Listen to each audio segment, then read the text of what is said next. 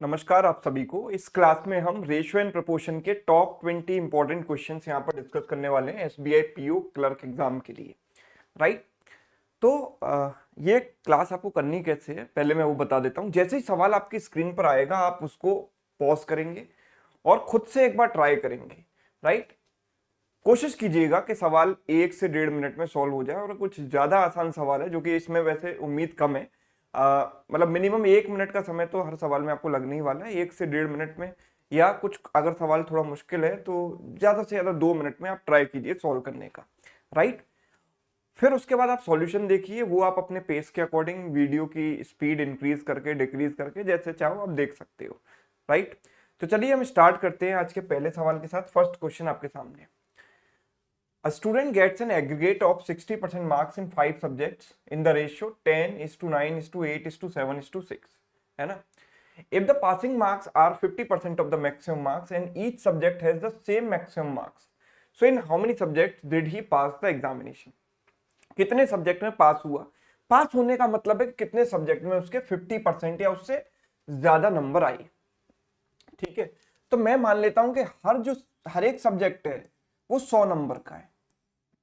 कितने सब्जेक्ट हैं? 5। मैंने मान लिया कि हर एक सब्जेक्ट का जो पेपर है वो 100 नंबर का है। राइट। 100 नंबर का अगर पेपर है तो उसके टोटल जो मार्क्स आए हैं ओवरऑल 60% मार्क्स आए हैं। ओवरऑल 60% का मतलब है कि टोटल जो है 500 है ना? 1 2 3 4 5 500 का 60% यानी उसके टोटल 300 नंबर आए हैं। राइट। और जो 300 नंबर आए हैं वो डिफरेंट सब्जेक्ट्स में किस रेशियो में स्प्लिट होंगे? 10:9:8:7:6।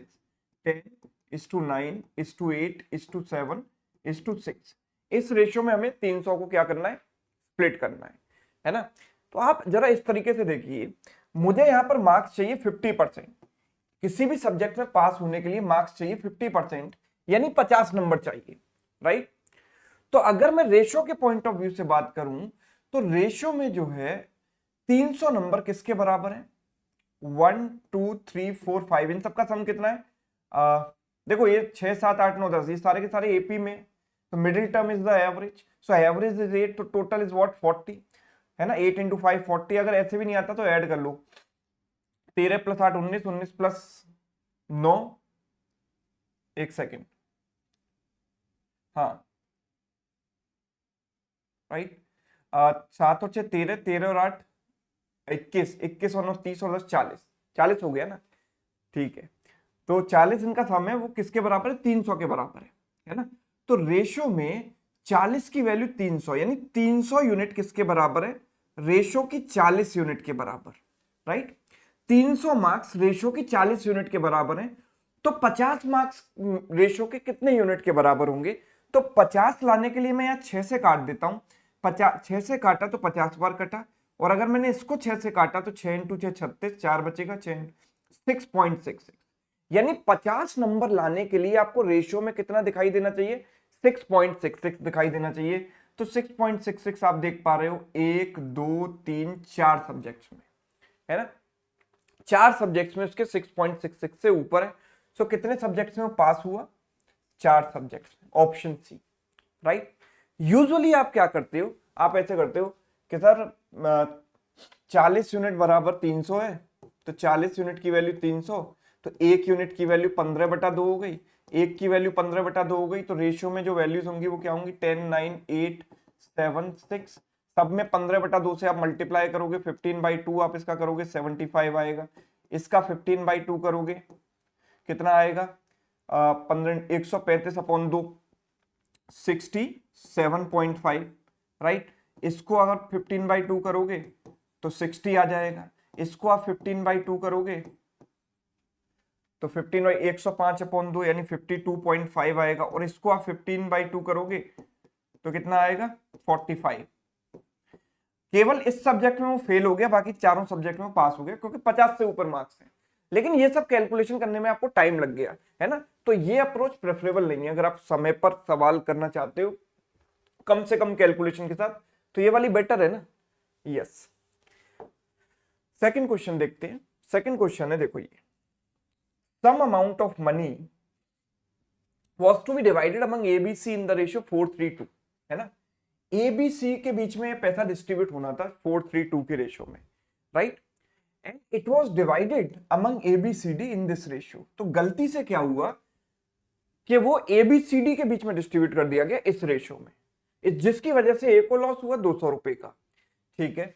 तो पैसा ए बी सी के बीच में डिस्ट्रीब्यूट किया जाना था, और जो रेशियो होना चाहिए था वो क्या होना चाहिए था, इनके बीच का रेशियो होना चाहिए था 4:3:2, राइट। और हुआ क्या कि ये पैसा ए बी सी डी के बीच में डिस्ट्रीब्यूट कर दिया गया, किस रेशियो में, 4:3:1 के रेशियो में, राइट। अभी आप एक चीज यहां पर देखिए कि टोटल जो लॉस हुआ एक को, वो कितना हुआ, 200 रुपए। अच्छा, टोटल अमाउंट कितना है, देखो इस सवाल को करने के दो तरीके हैं। पहला तरीका है कि टोटल अमाउंट में मान लेता हूं टी, टोटल मैंने टी मान लिया। अगर मैंने टोटल टी मान लिया तो ए को यहां कितना मिलेगा, 4 अपॉन टोटल, 4 और 3 7 और दोनों 4/9 ऑफ टी। और इस केस में ए को कितना मिलेगा, 4 बाई टोटल 4/10 ऑफ टी, है ना। तो ए को लॉस का मतलब पहले ज्यादा मिल रहा था, अब कम मिल रहा है। तो 4/9 टी माइनस 4/10 टी, ये जो डिफरेंस है वो किसके बराबर होगा, 200 रुपए के बराबर, क्योंकि ए को 200 रुपए का लॉस हुआ। 4 से मैंने काट दिया 50 बार, तो ये हो गया 90, और 10 माइनस 9 ऊपर 1 हो जाएगा, 1t बराबर 50। तो टोटल कितना हो गया, 4500। सवाल क्या पूछ रहा है, what is the amount received bye D, तो डी को कितना मिल रहा है, 1/10 of T, T is what, 4500। तो डी को मिला भाई 450 रुपए।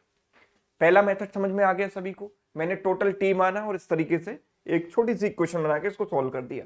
दूसरा रास्ता क्या हो सकता है कि आप बिना वेरिएबल के इस क्वेश्चन को करना चाहते हो तो आप रेशियो मेथड से भी कर सकते हो। चाहे पहला केस हो या दूसरा केस, टोटल अमाउंट तो सेम रहने वाला है। यस, जो टोटल अमाउंट इनके बीच में डिस्ट्रीब्यूट होगा, आप वही पैसा आप 3 लोगों में बांट दो या 4 में बांट दो, पैसा तो उतना ही रहेगा। तो टोटल को हम सेम बनाते हैं, 4 और 3 7 और 2 9, और यहाँ पर टोटल है 10। तो 10 का मल्टीप्लाई यहाँ कर देते हैं और 9 का मल्टीप्लाई यहाँ कर देते हैं, तो दोनों का टोटल सेम हो जाएगा।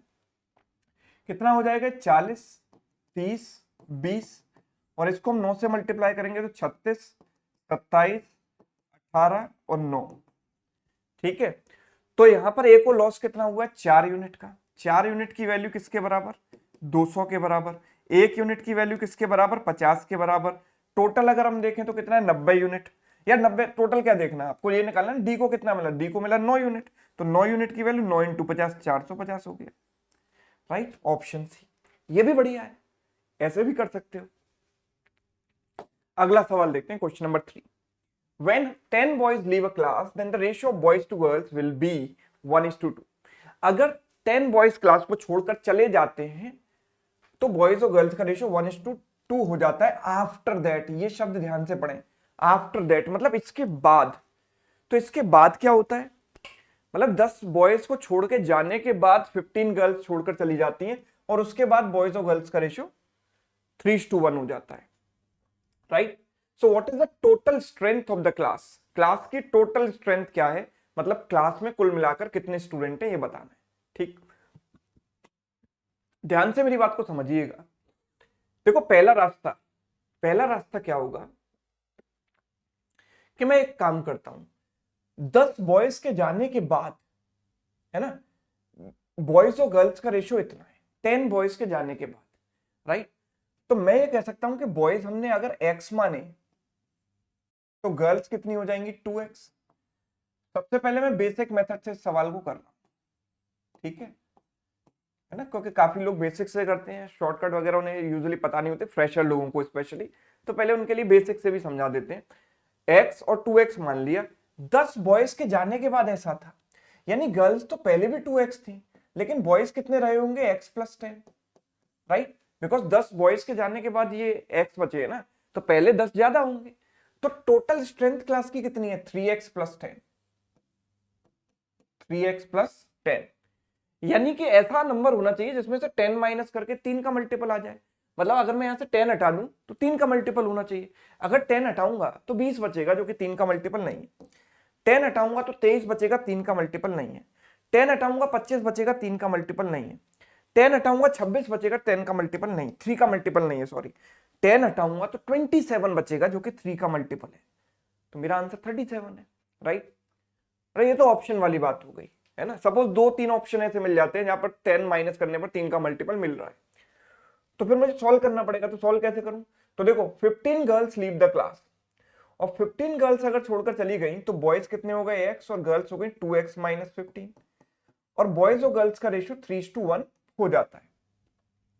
तो हम कह सकते हैं 6x minus 45 equals to x, तो 5x इक्वल्स टू 45, तो x की वैल्यू कितनी हो गई 9, x की वैल्यू 9 हो गई, तो मेरा आंसर हो गया 3 इंटू 9 प्लस 10, यानी 27 प्लस 10 37।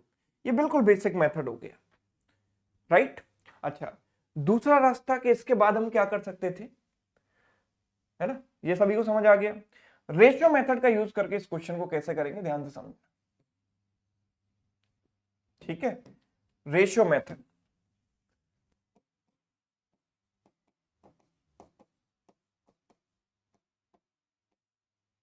रेशियो मेथड से कैसे करेंगे, देखो 10 बॉयज के जाने के बाद रेशियो बॉयज और गर्ल्स का 1:2 बनता है, और उसके बाद 15 girls leave the class, the ratio becomes 3:1। अच्छा, यहां से यहां तक केवल गर्ल्स छोड़कर गई हैं, क्योंकि ये रेशियो तो तब बन चुका था जब 10 बॉय चले गए थे, उनके जाने के बाद का ये रेशियो है, तो उसके बाद तो कोई बॉय छोड़कर गया नहीं। कौन छोड़कर गई? गर्ल्स। तो जब गर्ल्स छोड़कर गई हैं तो बॉयज तो यहां से यहां तक कांस्टेंट रहने चाहिए, तो कांस्टेंट बनाने के लिए मैंने बॉयज को यहाँ 3 से मल्टीप्लाई कर दिया पूरे रेशियो को, ये हो गया 3:6, राइट। तो बॉयज क्या हो गए? इक्वल हो गए। तो गर्ल्स कितनी छोड़कर गई है? 5 यूनिट। 5 यूनिट की वैल्यू कितनी है? 15। 1 यूनिट की वैल्यू कितनी हो गई? 3। यानी यहां पर क्लास की स्ट्रेंथ कितनी थी? 6 और 3 9, तो 9 यूनिट की वैल्यू कितनी हो जाएगी? 9 इंटू 3 यानी 27।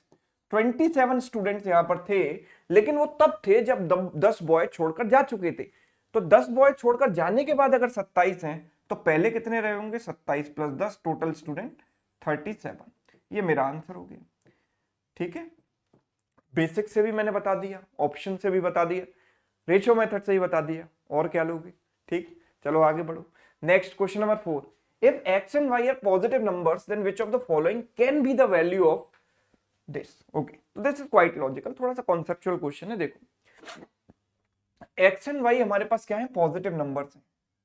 हम कह सकते हैं 3x plus 5y upon 2x plus 3y की वैल्यू क्या होगी, ये पूछा है ना। x and y are positive numbers, x and y are positive numbers, right? चलिए, सो लेट्स सी क्या कर सकते हैं इसमें। देखो ऊपर वाले नंबर को, ऊपर वाला जो भी एक्सप्रेशन है उसको नीचे वाले के टर्म्स में अगर हम लिखें तो इसमें से 2x प्लस 3y हम निकाल लेते हैं। 2x प्लस 3y मैंने निकाला तो अंदर क्या बचा? x प्लस 2y बचेगा, राइट। और नीचे क्या बनेगा? 2x plus 3y, right. मैं उम्मीद कर रहा हूं कि जो इंस्ट्रक्शन शुरुआत में दिए गए हैं वो आप फॉलो कर रहे हो, है ना। मतलब वीडियो जैसे ही क्लास, मतलब जैसे ही अगला सवाल आपके पास आता है आप वीडियो को पॉज कर रहे हो और सॉल्व कर रहे हो एक बार खुद से, है ना।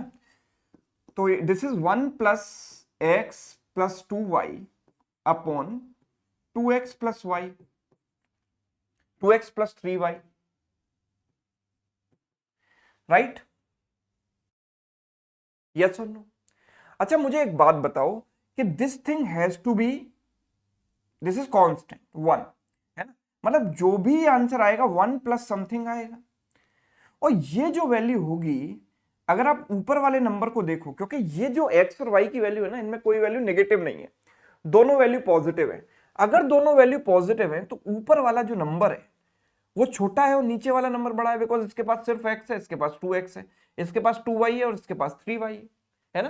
तो ऊपर वाला नंबर छोटा है, नीचे वाला नंबर बड़ा है, यानी कि answer this is less than 1, 1 से छोटा होगा, मतलब 0 पॉइंट समथिंग। तो मेरा आंसर क्या होगा? 1 पॉइंट समथिंग होगा, है ना। यानी 1 प्लस समथिंग होना चाहिए, है ना। तो कौन सी वैल्यू पॉसिबल है? क्या 7/6 अगर आप रखोगे तो ये तो क्या है? 1 पॉइंट समथिंग, है ना, ये भी पॉसिबल है। अगर हम इसको देखेंगे तो ये क्या है? 1.5, है ना, ये भी पॉसिबल है। This is 2 point something, this is also 1 point something. अच्छा ये भी 1, ये क्या है? ये भी 1, तो सारी की सारी 1 पॉइंट समथिंग है, right. x and y are positive numbers, which of the following can be the possible value of this, है ना। तो इनमें से वैल्यू कौन सी पॉसिबल है?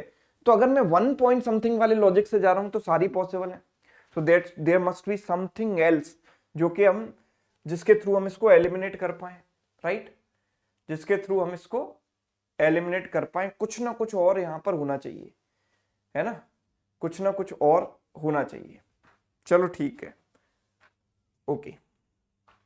तो I will do one thing, हटाओ इसको, इसको हटा दें।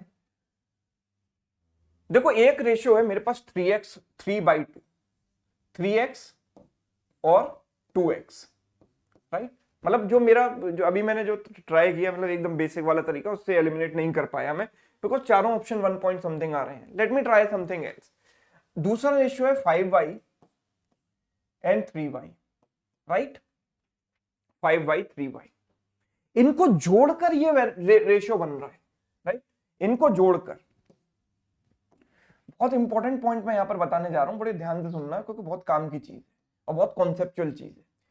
मतलब न्यूमरेटर को जोड़ा तो ये आया 3x प्लस 5y, और डिनोमिनेटर को जोड़ा तो 2x प्लस 3y आया। अच्छा, ये रेशियो किसके बराबर था? 3/2 के बराबर। और ये रेशियो किसके बराबर था? 5/3 के बराबर। तो this is nothing but 1.5, this is 1.5, and what about this? This is 1.66, है ना। तो जो इनको जोड़कर रेशियो आता है ना, वो इन दोनों के बीच में लाई करना चाहिए हमेशा। यानी कि इसकी जो वैल्यू आएगी, न्यूमरेटर को न्यूमरेटर के साथ जोड़ा, डिनोमिनेटर को डिनोमिनेटर के साथ जोड़ा, जोड़ने के बाद जो रेशियो आएगा वो हमेशा इन दोनों के बीच में लाई करता है। This is the simple rule of alligation, this is alligation rule, है ना, कि मैं दो चीजों को जब मिक्स करता हूं, तो इसको इसके साथ मैंने मिक्स किया, तो तीसरा जो फ्रैक्शन बनता है वो हमेशा इन दोनों के बीच में लाई करता है। इसको एलिगेशन से कनेक्ट करके भी समझ सकते हो, याद रखने के लिए, है ना। अदरवाइज एकदम बेसिक चीज आप याद रखिए कि ये जो है, जब न्यूमरेटर को न्यूमरेटर के साथ जोड़ोगे, डिनोमिनेटर को डिनोमिनेटर के साथ जोड़ोगे, तो ये बनेगा। और ये जो इनको कंबाइन करके बनेगा ना, उसकी जो भी वैल्यू आएगी 1.5 और 1.66 के बीच में आनी चाहिए, राइट। यस। जैसे मैं आपको एक सिंपल सी बात बताता हूं, आपने एलिगेशन का बेसिक अगर पढ़ा है तो आप इसको बड़े आराम से समझ सकते हो। मैं कह रहा हूं कि एक वेसल में मिल्क है 20%, है ना, और दूसरे में है 30%। तो इनको मिलाकर जो वैल्यू आती है ना, वो हमेशा 20 और 30% के बीच में आती है। इसमें भी तो हम फ्रैक्शंस को ऐड कर रहे हैं, कैसे? बिकॉज ये है क्या, देखो 20% का मतलब है कि यहां पर मिल्क कितना है और टोटल कितना है ना। परसेंटेज हम कैसे निकालते हैं? मिल्क की क्वांटिटी अपॉन टोटल क्वांटिटी। और ये भी हम कैसे निकालते हैं? मिल्क की क्वांटिटी अपॉन टोटल क्वांटिटी। यहां पर क्वांटिटी कुछ और होगी और टोटल कुछ और होगा, इनटू 100 कर देते हैं बस, राइट। और फाइनली हम जब इनको ऐड करते हैं तो टोटल कैसे निकालते हैं? मिल्क को मिल्क के साथ जोड़ा और टोटल को टोटल के साथ जोड़ा। तो क्या मैं ये देख पा रहा हूं कि ये जो वैल्यू है वो इसके न्यूमरेटर का न्यूमरेटर के साथ सम और डिनोमिनेटर का डिनोमिनेटर के साथ सम है, और ये जो वैल्यू है वो हमेशा इन दोनों के बीच में आती है कहीं ना कहीं, ये तो आपको पता है। तो उसी चीज से आप इसको भी कनेक्ट कर सकते हो, क्योंकि न्यूमरेटर को न्यूमरेटर के साथ जोड़ा और डिनोमिनेटर को डिनोमिनेटर के साथ जोड़ा। So this value should lie between 1.5 and 1.66. Let me check what is this value. This is 1.1 के आसपास होगी, राइट। ये होगी 1.5 एग्जैक्ट, ये होगी 1.66, है ना, और ये होगी 1.6। तो इनके बीच में लाए करनी चाहिए, तो ये तो नहीं हो सकती क्योंकि ये तो एग्जैक्ट 1.66 है। 1.5 भी नहीं हो सकती बिकॉज बीच में लाए होनी चाहिए। 1.1 तो इससे भी छोटी है, तो ये भी नहीं हो सकती। 1.6 एकमात्र ऐसी वैल्यू है जो इनके बीच में लाए कर रही है। तो option D is correct answer, right. Option D is right answer, ठीक है। तो उम्मीद करता हूं एक नया कॉन्सेप्ट आपने यहां पर सीखा होगा। वीडियो को पूरा देखिएगा, मजा आने वाला है, काफी कुछ नया सीखोगे आप रेशियो में। Ratio present ages of A to B 7:5, which of the following can be the ratio of their ages 12 years from now.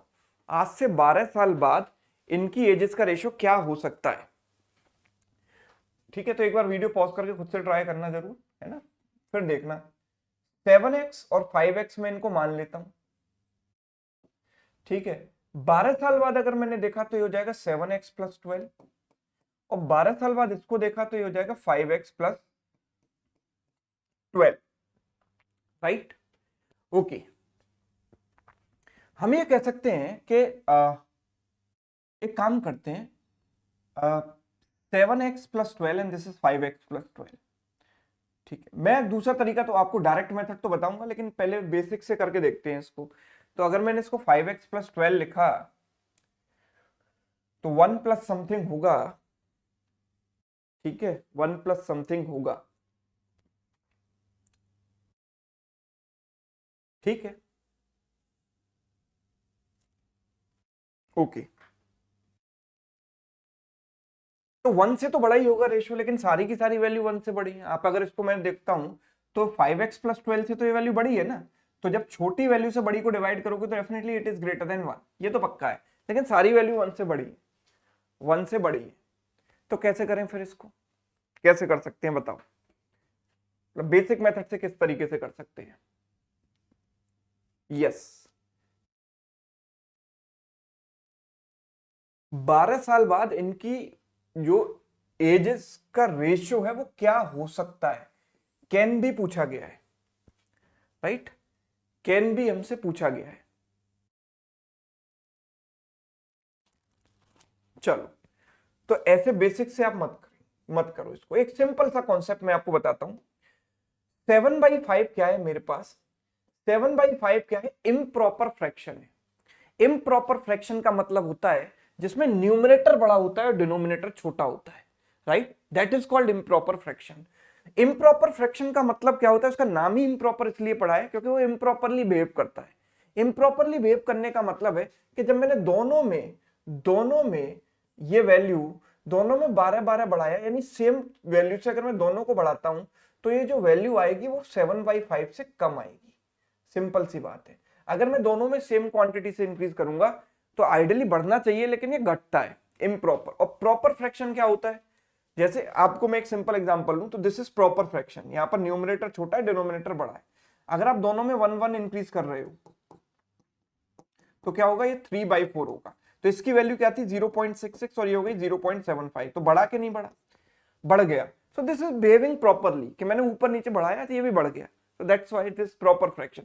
Improper fraction क्या है, आप ऐसे याद रखो, इम्प्रॉपरली बिहेव करता है। दोनों में आपने बढ़ाया, +1 तो ये 4/3 हो गया, तो ये वैल्यू 1.5 से कितनी हो गई, 1.33 हो गई। ये वैल्यू घट गई, यस, जबकि ऊपर आपने बढ़ाया था। तो same is the case with this, कि आपने देखा कि 7/5 क्या है, इम्प्रॉपर फ्रैक्शन है। इम्प्रॉपर फ्रैक्शन में दोनों में सेम चीज बढ़ाओगे तो वैल्यू क्या होगी, घटेगी। तो जो भी आंसर आएगा वो 7/5 से कम आना चाहिए, मतलब 1.4 से कम होना चाहिए। तो अगर मैं इसको देखूंगा तो it is what, 1.66, this is 1.5, 8/5 is 1.6 and 4/3 is 1.33।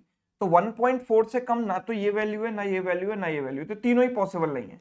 चौथी वाली पॉसिबल है, because it is less than 1.4, sorry, yes, less than 1.4, ठीक है ना।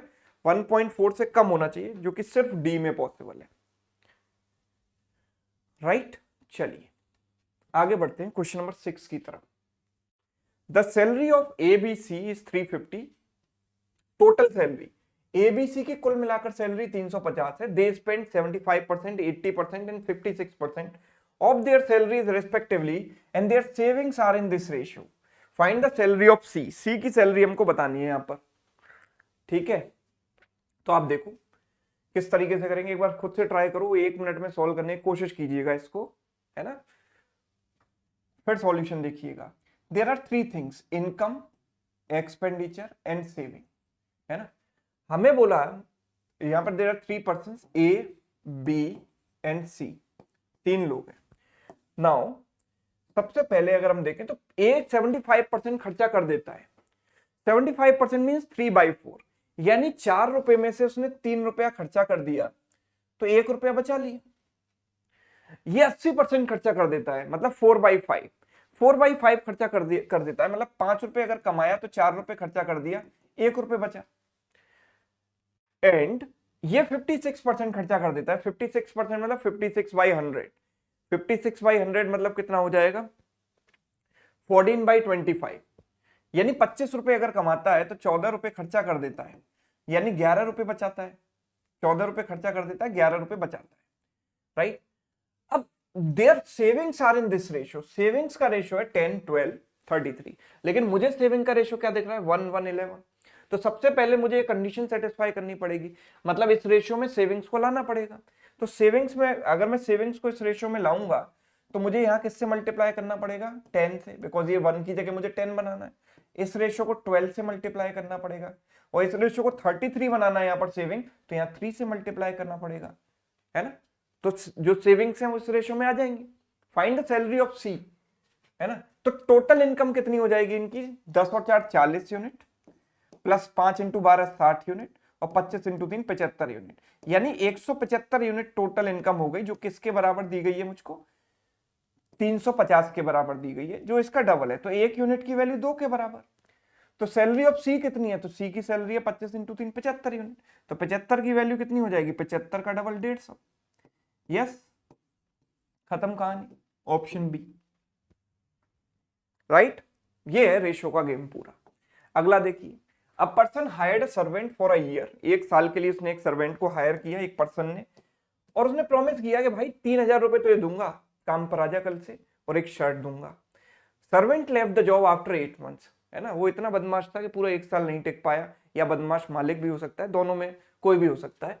क्या सिचुएशन थी, जो भी थी, 8 महीने, मतलब उसने उसे आइडियली 12 महीने काम करना था, 8 महीने बाद छोड़कर चला गया। तो पर्सन ने ईमानदारी से उसको 1800 रुपए दे दिए और शर्ट दे दी। तो find the price of shirt, shirt का प्राइस बताना है। तो कैसे करेंगे, एक बार खुद से ट्राई कीजिएगा जरूर इसको, वीडियो पॉज करके, और फिर सॉल्यूशन देखना। 3000 रुपए और एक शर्ट, मुझे नहीं पता कि शर्ट का प्राइस क्या है, तो मैंने मान लिया कि let suppose price of shirt is x, है ना। प्राइस ऑफ शर्ट हमने क्या मान लिया, एक्स मान लिया, ये मान लो, है ना। उसके बाद एक साल की जो इसकी इनकम होती वो कितनी होती, एक साल की इनकम होती 3000 रुपए, प्लस शर्ट तो उसको मिलनी है ना, शर्ट उसको मिलनी ही है, फिक्स है कि भाई शर्ट उसको मिलनी है। और पर्सन ने 8 महीने काम किया, तो एक साल में इतना मिलता, तो एक महीने में कितना मिलता, डिवाइड बाई 12 कर दिया, राइट। 8 महीने काम किया तो 8 महीने में कितना मिलेगा, एक महीने की इनकम को 8 से मल्टीप्लाई कर दो, and that is equal to what, person ने उसको जो दिया 1800 रुपए प्लस शर्ट, है ना, यूनिटरी मेथड, राइट। 4 से काट दो, 2 बार, 4 से काट दिया 3 बार, तो ये कितना हो जाएगा, 6000 plus 2x equals to 5400 plus 3x, 5400 plus 3x, तो x की वैल्यू कितनी आ जाएगी, 600। तो प्राइस ऑफ शर्ट हमसे पूछा गया है, आंसर आ गया 600, right. Yes, now let's come to question number 8। Two candles of same height are lighten at the same time, दो कैंडल थी जिनकी हाइट सेम थी, और उनको एक ही समय पर लाइटन किया गया, जलाया गया। Now the first is consumed in 3 hours and the second is consumed in 4 hours. आप कहोगे सर मोमबत्तियां तो बराबर है, तो एक 3 घंटे में जल रही है, दूसरी 4 घंटे में जल रही है, ऐसा कैसे हो सकता है भाई, उनकी थिकनेस कम ज्यादा हो सकती है, जो 3 घंटे में कंज्यूम हो रही है वो पतली वाली मोमबत्ती हो सकती है ना, हाइट तो सब दोनों की सेम ही है, और जो 4 घंटे में कंज्यूम हो रही है वो मोटी वाली मोमबत्ती हो सकती है ना। तो let's suppose this is being consumed in 3 hours and this is consumed in 4 hours. ये 4 घंटे में कंज्यूम होती है ना, एक 3 घंटे में, एक 4 घंटे में। अच्छा एक काम करते हैं, मुझे इनकी हाइट नहीं पता, है ना, हाइट नहीं पता, तो मैंने मान लिया, देखो जब आपको ऐसे टाइम एंड वर्क में दिया जाता है कि एक व्यक्ति किसी काम को 3 घंटे में कर सकता है, दूसरा 4 घंटे में, तो आप वर्क क्या मान लेते हो, वर्क उनका एलसीएम मान लेते हो। ऐसे यहां पर आप हाइट मान सकते हो, कुछ भी। तो 3 और 4 का LCM, what is the LCM of 3 and 4? LCM of 3 and 4 is 12। तो मैंने इनकी हाइट 12 मान ली, इसकी भी 12 मान ली और इसकी भी 12 मान ली। 12 सेंटीमीटर मान लें, सेंटीमीटर मान लो चलो, क्योंकि मीटर में आप मानोगे तो बहुत ज्यादा लगेगी आपको, इतनी बड़ी मोमबत्ती कैसे, है ना, सेंटीमीटर मान लो। तो इसमें जो जलने का इसका रेट हो गया, जो बर्निंग रेट हो गया, वो क्या हो गया, इसमें बर्न होने का रेट हो गया 12 सेंटीमीटर 3 आवर्स में कंज्यूम होता है, तो एक घंटे में कितना कंज्यूम होगा, 12/3, यानी 4 सेंटीमीटर पर आवर। इसकी बर्न होने की जो रेट है 4 सेंटीमीटर पर आवर हो गई। और अगर इसकी रेट निकालें तो 12/4, 12/4 मतलब कितना हो जाएगा, 3 सेंटीमीटर पर आवर, होगा कि नहीं होगा, यस यस, राइट। तो अब ये जलना शुरू होती है, इनको एक ही समय पर जलाया गया, लाइटन किया गया, राइट, एक ही टाइम पर। So in how many hours after being lightened the ratio between the first and the second candle becomes 3:4. मतलब जो इनकी हाइट बचेगी उसका रेशियो 3:4 कितने टाइम में हो जाएगा। तो मैंने मान लिया कि टी टाइम में ऐसा होगा, रेशियो 3:4 बनेगा, है ना।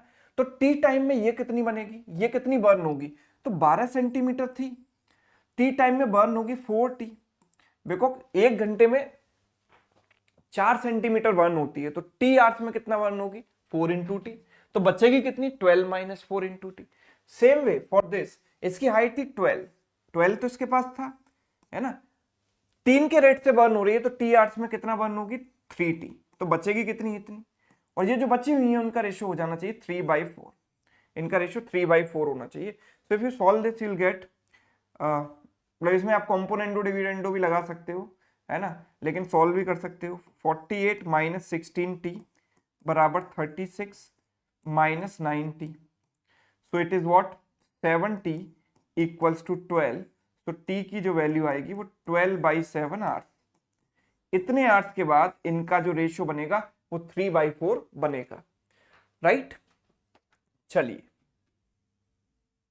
जो किसी सवाल में अगर आपको कोई छोटा मोटा डाउट रह जाता है ना किसी भी स्टेप में, तो आप कमेंट करके बता देना, मैं कमेंट में ही आपका जो डाउट है वो उसका निपटारा कर दूंगा।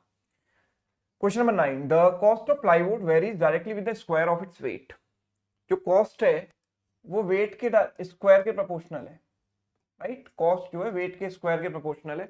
Plywood is broken into 3 parts whose weights are in this ratio, 9:1 के रेशियो में। वेट्स किस रेशियो में, 9:1 के रेशियो में। 3 पार्ट्स में हमने इसको ब्रेक किया, जिसका जो वेट है वो 9:1 है, ठीक है।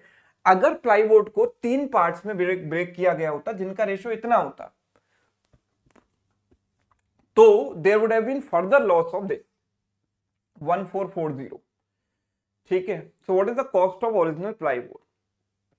आप मुझे एक बात बताओ, मैं प्लाईवुड को इस रेशियो में ब्रेक करूं या इस रेशियो में ब्रेक करूं, जो टोटल है वो तो सेम रहना चाहिए। पहली चीज आपके दिमाग में ये पॉइंट आना चाहिए कि टोटल वेट इन 3 पार्ट्स का और इन 3 पार्ट्स का सेम होना चाहिए, बिकॉज ये सेम प्लाईवुड से ब्रेक करके बनाए गए हैं। तो टोटल यहां पर कितना है, 9 और 2 11 और 1 12, और यहां पर है 6। तो इसको मैं क्या करूंगा, 2 से मल्टीप्लाई कर लूंगा। 2 से मल्टीप्लाई करने पर 4 6 और 2, ये इनके वेट हो गए। अब आप देखो, ये भी 12 हो गया, ये भी 12 हो गया, कोई टेंशन नहीं है, टेंशन फ्री। देखो इसमें जो कॉस्ट होगी वो क्या होगी, वेट स्क्वायर के प्रोपोर्शनल है। हम कह सकते हैं 9 square plus 2 square plus 1 square, है ना। 36 और 4 सॉरी 81 प्लस 4 85 85 और 1 86, 86 यूनिट, है ना। ये कॉस्ट हो गई। और यहां कितनी कॉस्ट हो गई, 4 square plus 6 square plus 2 square, यानी कि 36 36 और 4 40, 40 प्लस 16 56 यूनिट। यानी हम ये कह रहे हैं कि फर्दर लॉस जो हो रहा है वो 30 यूनिट का हो रहा है, और जो किसके बराबर है एक्चुअल में, 1440 के बराबर है। इससे अगर इसको काटें तो 1 यूनिट की वैल्यू आ गई 48, है ना। What is the cost of original plywood. तो ओरिजिनल प्लाईवुड की अगर कॉस्ट देखेंगे तो ओरिजिनल प्लाईवुड का वेट कितना होगा, 9 और 2 11 और 1 12 यूनिट। तो जो कॉस्ट हो गई वो 12 स्क्वायर के प्रोपोर्शनल हो गई। 12 स्क्वायर मतलब 144 यूनिट, है ना। तो जब 1 यूनिट की वैल्यू 48 है तो 144 यूनिट की वैल्यू क्या होगी, 144 into 48।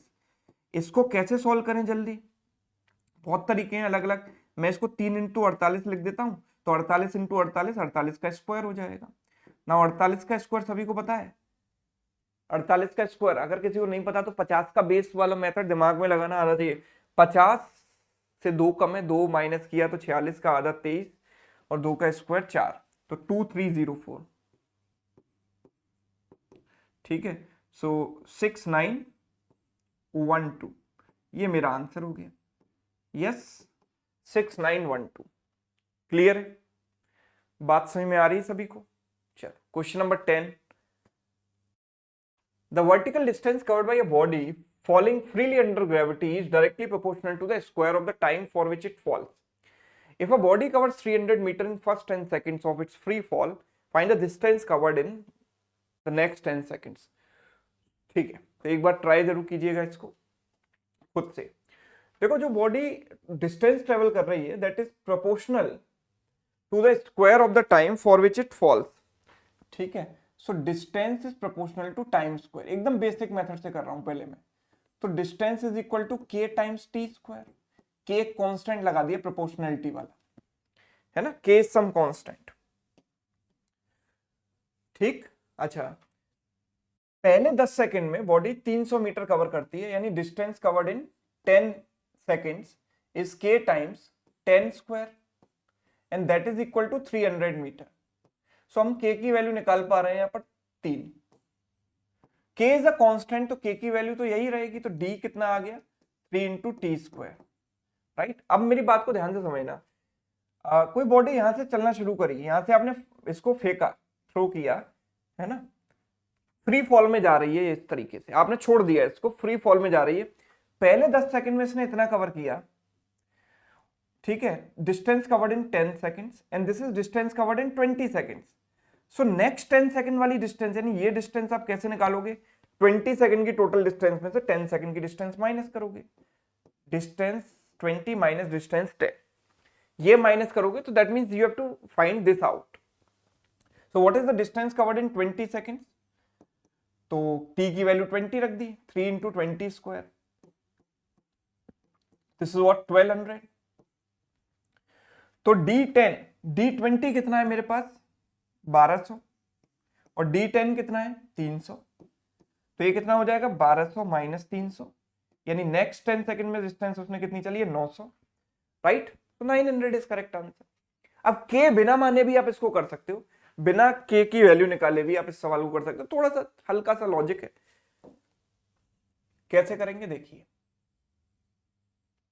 Distance is proportional to time का स्क्वायर, मतलब अगर मैं कहूं कि टाइम डबल हो जाता है तो डिस्टेंस 4 गुना हो जाएगी कि नहीं, बिकॉज आप t से 2t करोगे तो 2t का स्क्वायर कितना होगा 4t स्क्वायर। भाई अगर 2t का स्क्वायर आप निकालते हो तो कितना बनता है 4t स्क्वायर बनता है कि नहीं बनता, यस। सो जो डिस्टेंस टी स्क्वायर के इक्विवेलेंट है वो 4 टाइम्स हो गई 4t स्क्वायर, राइट। तो टाइम के डबल करने पर डिस्टेंस 4 गुना होती है, ये बात सभी को समझ आ रही है। तो distance travelled in 10 seconds is 300 metre, तो distance travelled in 20 second will be 4 times this number, यानी 1200 मीटर। तो नेक्स्ट 10 सेकंड में कितना चला इन दोनों का डिफरेंस 900, खत्म। ऐसे कर सकते हो, मेंटली कर सकते हो बिना पेन पिक किए। नेक्स्ट क्वेश्चन देखें, question number 11। The ratio of incomes of A to B is 8:7. Ratio of their expenditures is 4:3. Which of the following cannot be the ratio of their savings? Again बहुत प्यारा सवाल, बहुत logical सवाल, जिसको आपके सामने अगर कोई भी ये क्लेम करे कि मुझे रेशियो प्रोपोर्शन पूरी तरीके से आ चुका है, तो बस एक 2 लाइन का सवाल पूछ लेना, पता चल जाएगा कि रेशियो प्रोपोर्शन के एक्चुअल कॉन्सेप्ट सीखे हैं या नहीं। तो देखिए जरा, इनकम्स का ratio, income of A and income of B, income of A and income of B, इसका जो रेशियो है वो 8/7 है। कितने प्यारे तरीके से इस सवाल को मैं आपको करके बताता हूं, देखो। एंड एक्सपेंडिचर्स का जो रेशियो है वो 4/3 है। Now this is how much 1.1 something and this is 1.33, तो इसको मैं राइट में लिखता हूं, जो बड़ा है उसको राइट साइड में लिख देता हूं। Expenditure of A upon expenditure of B is 4/3, right. And हमसे पूछा कि which of the following can not be the ratio of their savings, right. Savings का रेशियो क्या नहीं हो सकता, तो सेविंग का ratio, saving of A upon saving of B. आप मुझे एक बात बताओ, अभी मैंने कुछ दिन पहले, मतलब कुछ दिन क्या, मैंने कुछ देर पहले आपको एक बात बताई थी छोटी सी, कि भाई दो चीजों को जब हम मिक्स कर रहे हैं, क्या मैं ये कह पा रहा हूं, अभी थोड़ी देर पहले ये चीज पॉइंट आपको बताया है कि ये जो इनकम है वो सेविंग और एक्सपेंडिचर का सम है। भाई इनकम क्या होती है, एक्सपेंडिचर प्लस सेविंग, एंड ये जो इनकम है वो saving of B plus expenditure of B का सम है। तो अभी मैंने आपको क्या बताया था कि जब मैं न्यूमरेटर को न्यूमरेटर के साथ जोड़ता हूं और डिनोमिनेटर को डिनोमिनेटर के साथ जोड़ता हूं, तो एक वैल्यू जो आती है वो इन दोनों के बीच में ही लाई करती है कि नहीं, बस वही कॉन्सेप्ट यूज करना है। तो this is what 1.33, this is what 1.1, ठीक है।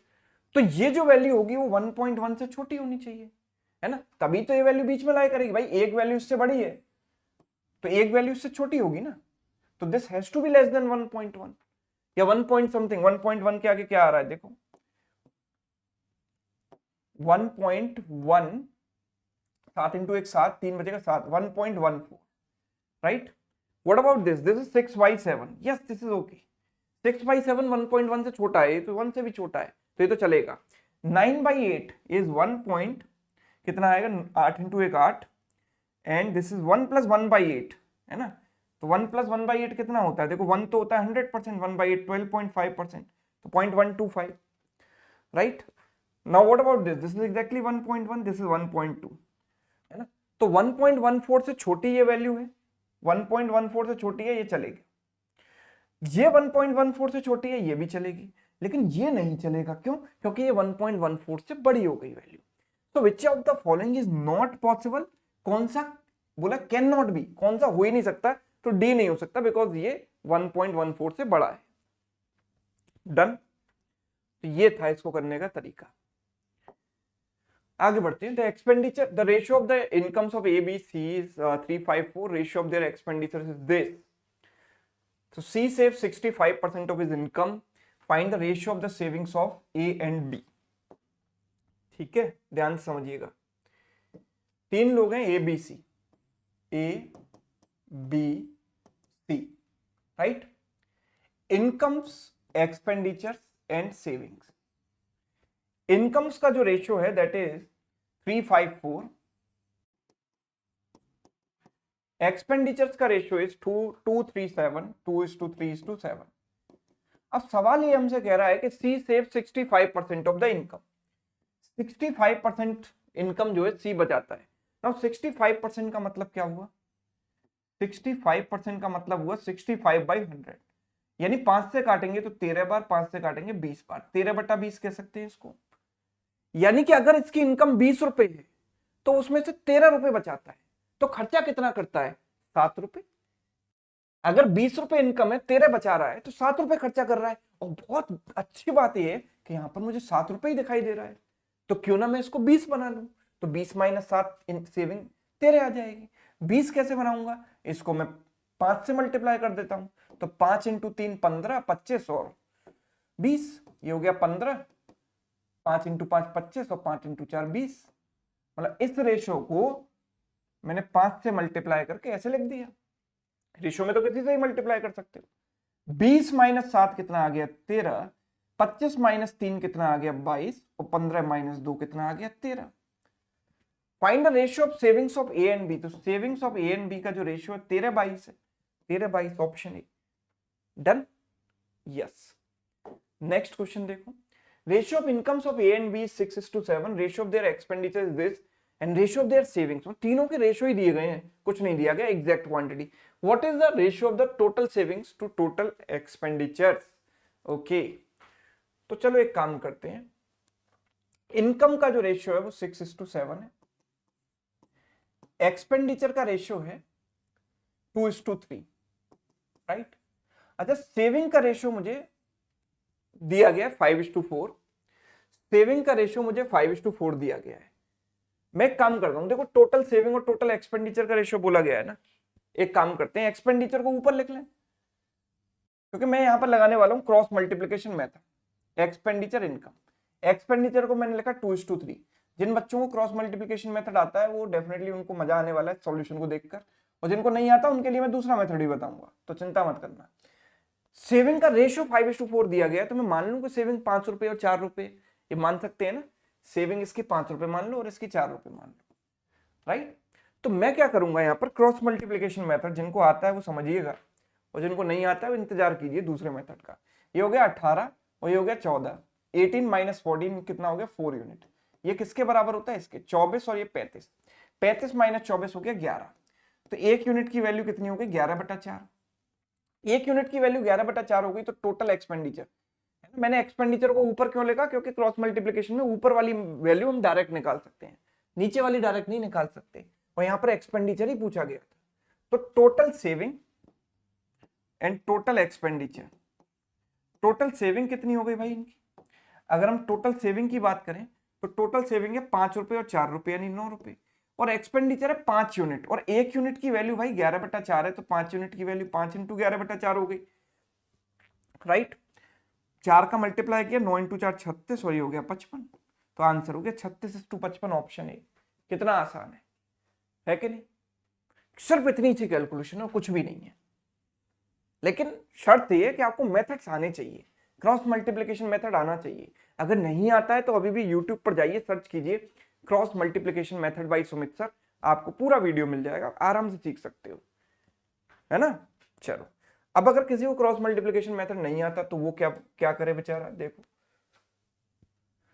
इनकम्स का रेशियो 6:7 है, एक्सपेंडिचर का रेशियो कितना है 2:3, और सेविंग का रेशियो मुझे 5:4 लाना है।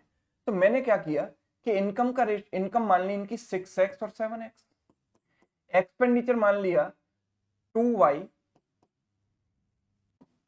एंड 3y, ये एक्सपेंडिचर मान लिया। This is income, this is expenditure, और फाइनली मैं निकालता हूं सेविंग। अच्छा, इसकी सेविंग क्या होगी बताओ जरा। इसकी सेविंग होगी 6x - 2y, और इसकी सेविंग होगी 7x - 3y, और इन सेविंग्स का जो रेशियो है वो मुझे 5/4 दिया गया है ना।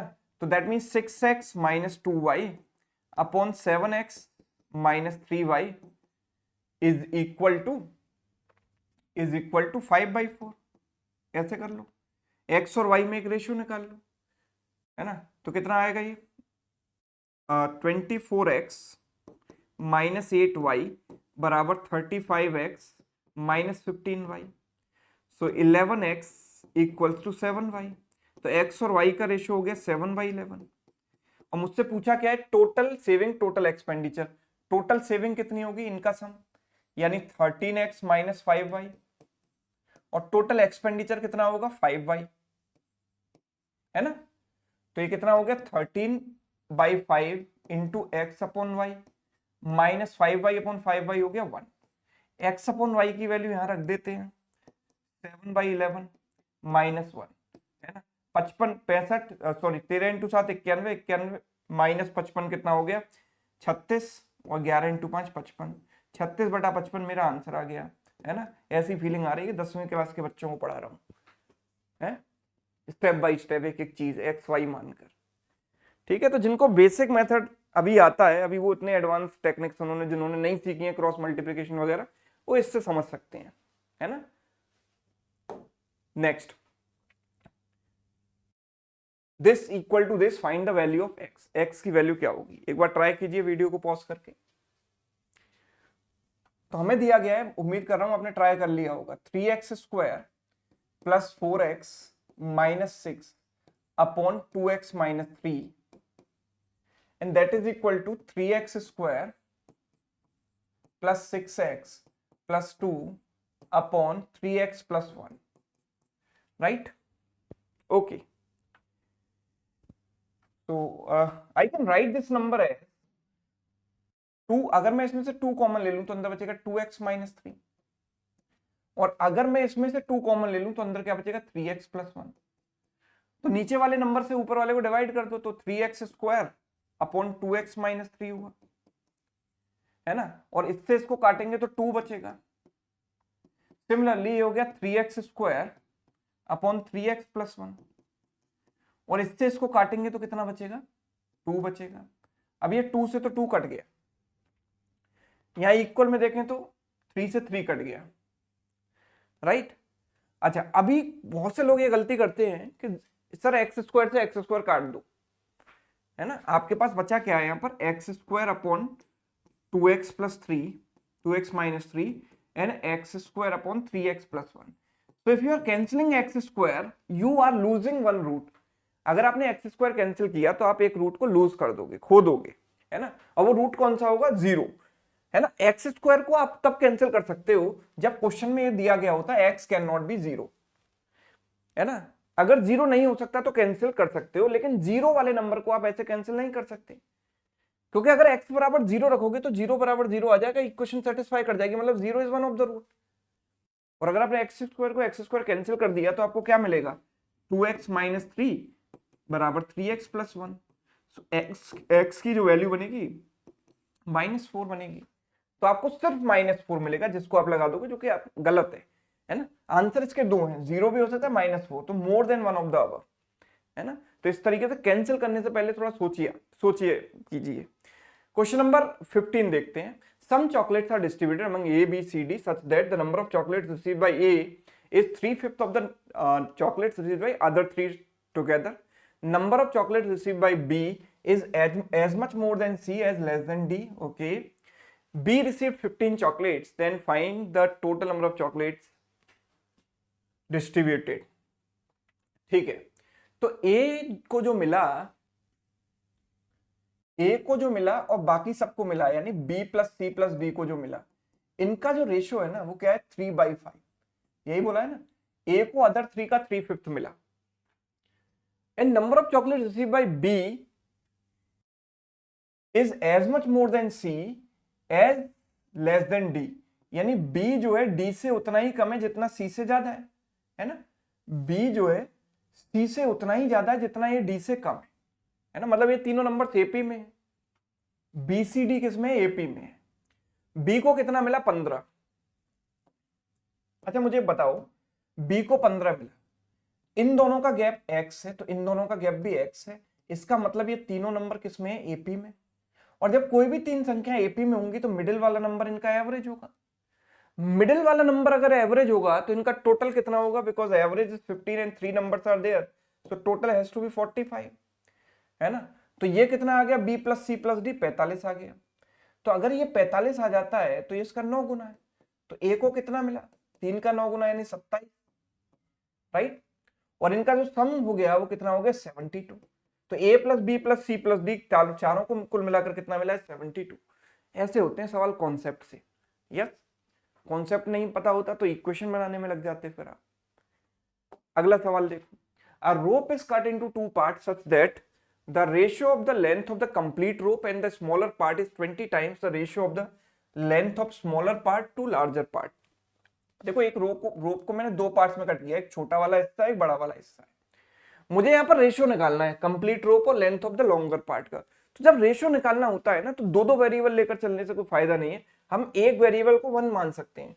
मैंने मान लिया कि छोटे वाले पार्ट की लेंथ 1 है और इसकी लेंथ L है. तो पूरे रोप की जो लेंथ हो गई वो कितनी हो गई? L plus 1, right. मुझे क्या चाहिए? लेंथ ऑफ कंप्लीट रोप यानी L plus 1 and length of longer part is L.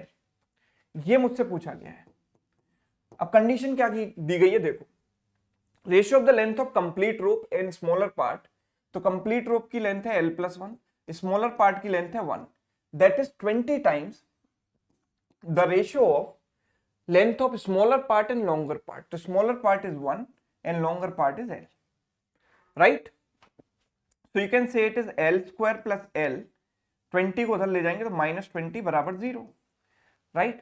-20 को दो पार्ट्स में ब्रेक करेंगे ताकि सम +1 आ जाए. तो 4 -3 करेंगे, सॉरी 5 एंड -4 करेंगे.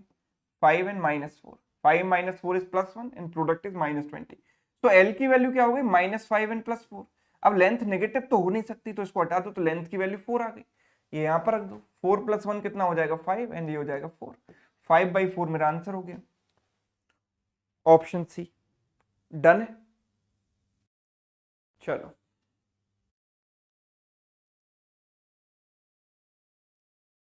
ठीक.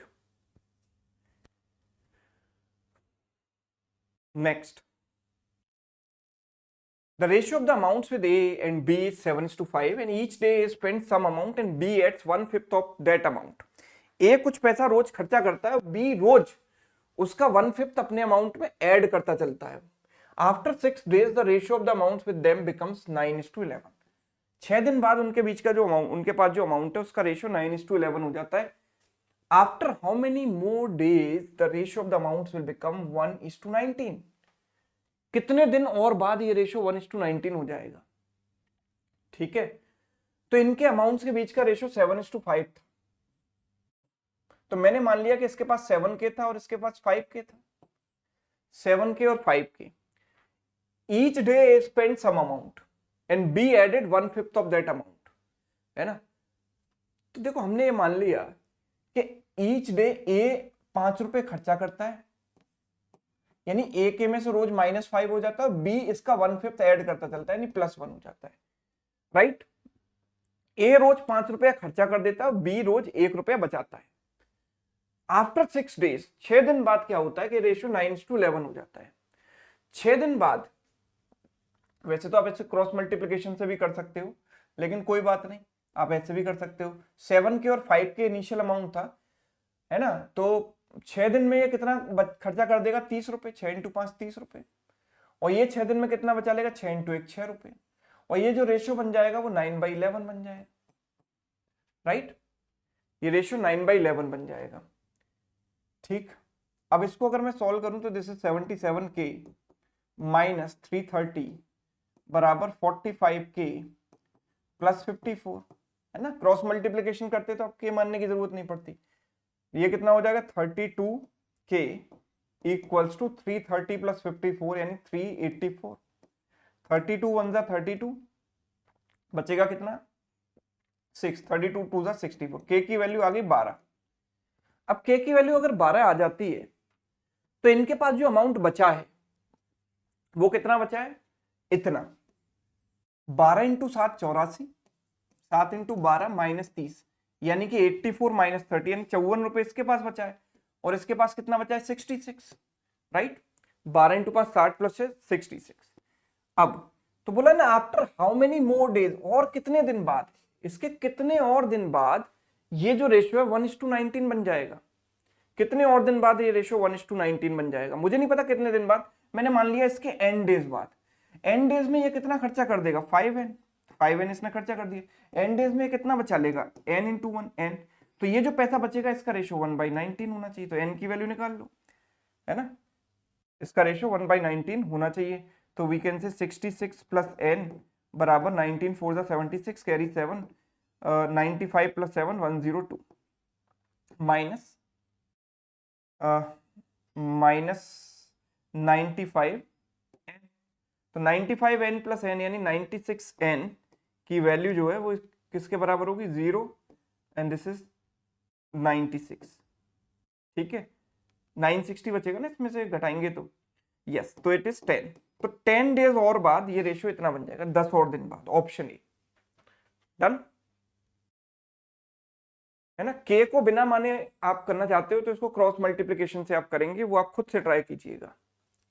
Some apples are to be distributed among some boys. If 8 more apples are available, each boy gets 4 apples. अगर 8 और एप्पल वहां पर होंगे तो हर एक बॉय को 4 एप्पल मिलेंगे। And if 2 less apples are available, each boy gets 3 apples.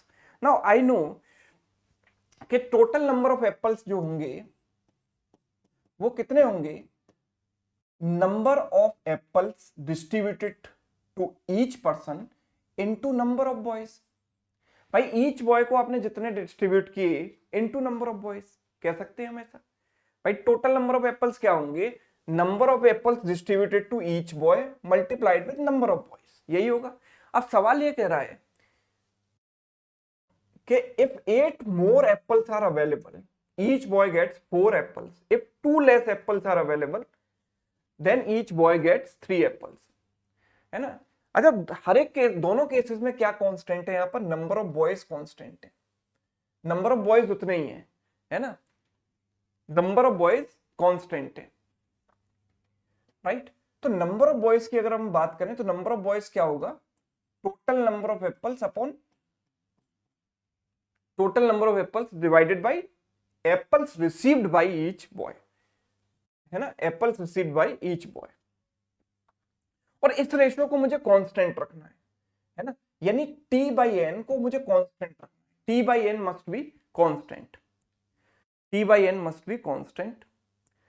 तो if 8 more apples are available, each boy gets 4 apples.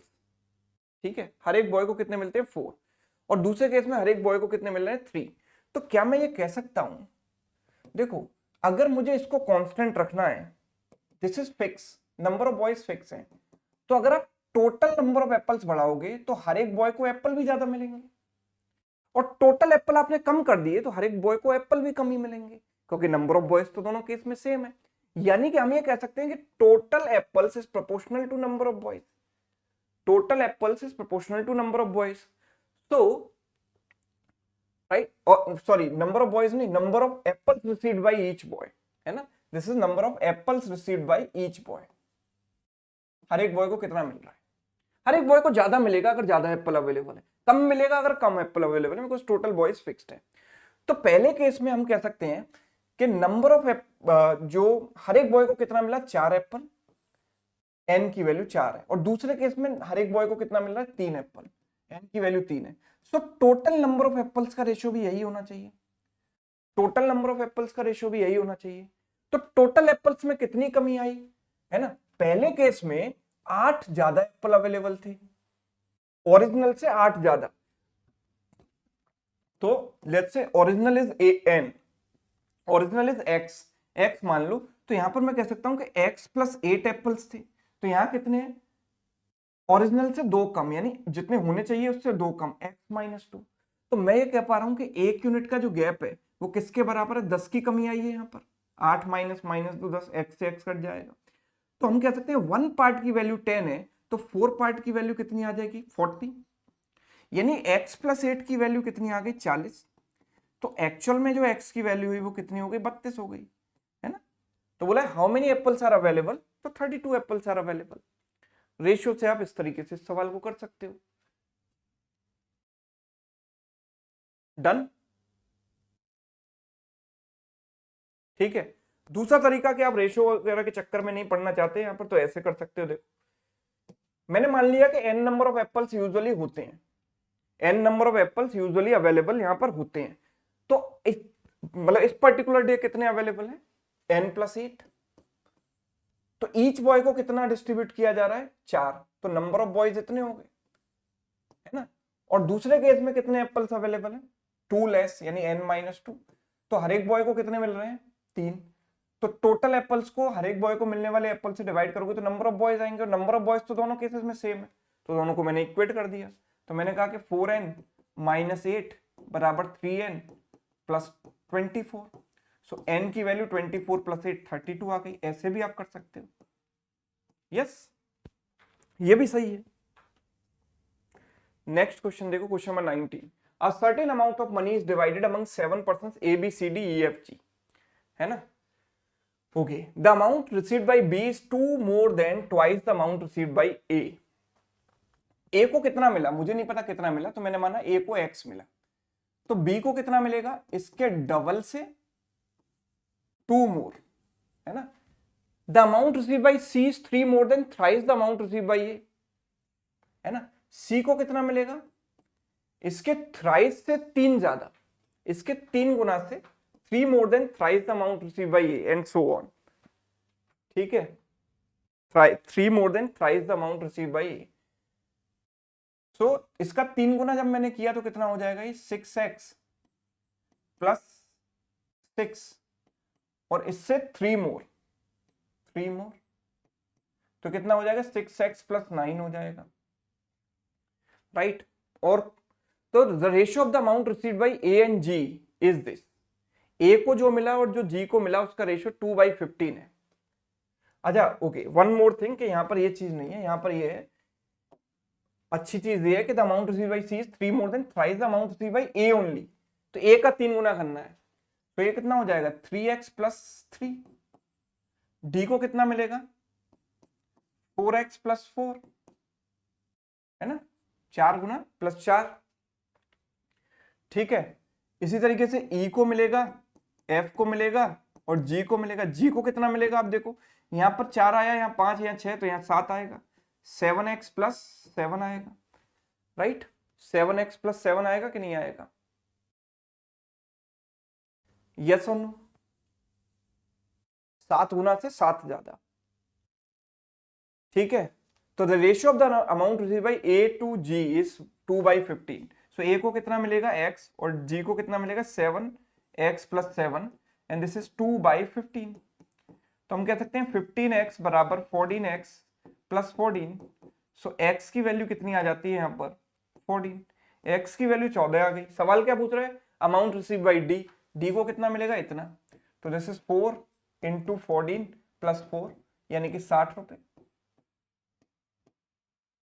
60, option E, done. Yes, question number 20, ये और आखिरी करते हैं, उसके बाद एक और सवाल है जो मैं आपको होमवर्क में दूंगा। ये सवाल देखो, the reduction in the speed of the railway engine is directly proportional to the square root of the number of wagons attached to it, है ना। जितने ज्यादा आप डिब्बे अटैच करते जाओगे ट्रेन से उतना ही रिडक्शन ज्यादा होता जाएगा, स्पीड उतनी ही ज्यादा कम होती जाएगी। तो रिडक्शन ना, what do you mean by reduction? Reduction means जो ट्रेन की मैक्सिमम स्पीड है और जो करंट स्पीड है उसका डिफरेंस, राइट? मैक्सिमम स्पीड और करंट स्पीड का डिफरेंस, राइट? और ट्रेन की, क्योंकि ट्रेन जो है डिब्बा अटैच करके उसकी स्पीड कम होती जा रही है, तो ट्रेन की मैक्सिमम स्पीड कब होगी? जब इंजन के साथ कोई भी वैगन अटैच ना हो।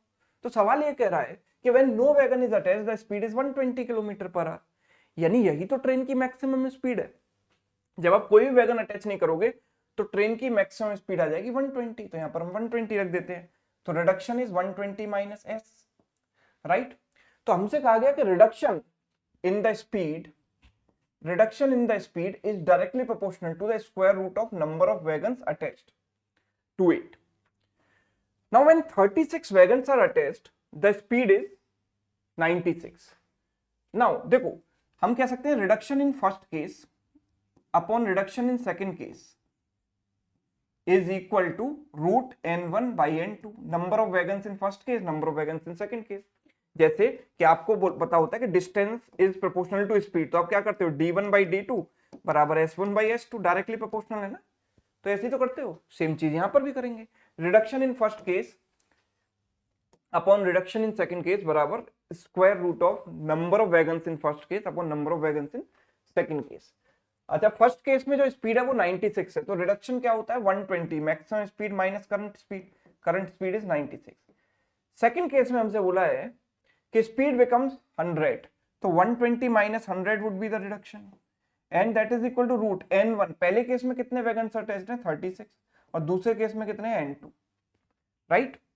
सो this is what 24 and this is what 20 and this is what 6 upon root n2, right? 6 से गया 4 बार, 4 से गया 5 बार, रूट n2 बराबर 5, तो n2 की वैल्यू कितनी हो जाएगी, 25। सो नंबर ऑफ वैगन्स जो हम यहाँ पर अटैच करने वाले हैं वो कितने हैं, 25। ऑप्शन सी, वेरिएशन पर बेस्ड ये सवाल था। एक सवाल आपके लिए होमवर्क है, सभी लोग इसको एक बार ट्राई करें, ठीक है? कमेंट करके मुझे इसका आंसर बताएं। अच्छा, आपको ऐसे ही अगर अपने कॉन्सेप्ट सारे चैप्टर्स में स्ट्रॉन्ग करने हैं, है ना, कॉन्सेप्चुअली सारे मेथड्स, क्रॉस मल्टीप्लिकेशन वगैरह, और हर चैप्टर के कॉन्सेप्ट आपको पढ़ने हैं, डीआई भी पढ़ना है ना, तो आपको ब्रह्मास्त्र पैकेज में एनरोल आप कर सकते हो, ठीक है? इसका लिंक आपको मैं डिस्क्रिप्शन में दे दूंगा, ठीक है? और इसमें डिस्काउंट के लिए भी कूपन कोड है SSA50। Complete maths banking exams के लिए आप इसमें आराम से कॉन्सेप्चुअली पढ़ सकते हैं। 50% डिस्काउंट आपको यहाँ पर मिल जाएगा। 500 में आप कंप्लीट मैथ्स पढ़ सकते हैं, राइट? तो ये सेशन आपको कैसा लगा कमेंट करके जरूर बताइएगा, और ये भी बताइएगा कि जो नेक्स्ट टॉपिक आप चाहते हो, है ना, नेक्स्ट टॉपिक जो आप चाहते हो वो SBI PO clerk pre exam के लिए कौन सा आप अगला टॉपिक चाहते हैं, वो भी कमेंट में बताइएगा। आप ऐसा मत बोल देना कि सर पीएनसी पढ़ा दो, पीएनसी बाद में आता है, मेंसुरेशन बाद में आता है। पहले मैं आपको चॉइसेस दे रहा हूँ कि जैसे रेशियो पढ़ा है तो आइडियली इसके बाद एजेस होना चाहिए, पार्टनरशिप होना चाहिए, time in work, time speed distance, pipes and systems, है ना, एवरेज, मिक्सचर्स एंड एलिगेशंस। इनमें से आपको कोई भी जो टॉपिक आपको अगला पढ़ना है वो आप बता दीजिएगा। सबसे ज्यादा वोट जिसको मिलेंगे अगली क्लास उसी की होगी, टॉप 20 क्वेश्चंस की, ठीक? चलिए, थैंक यू सो मच।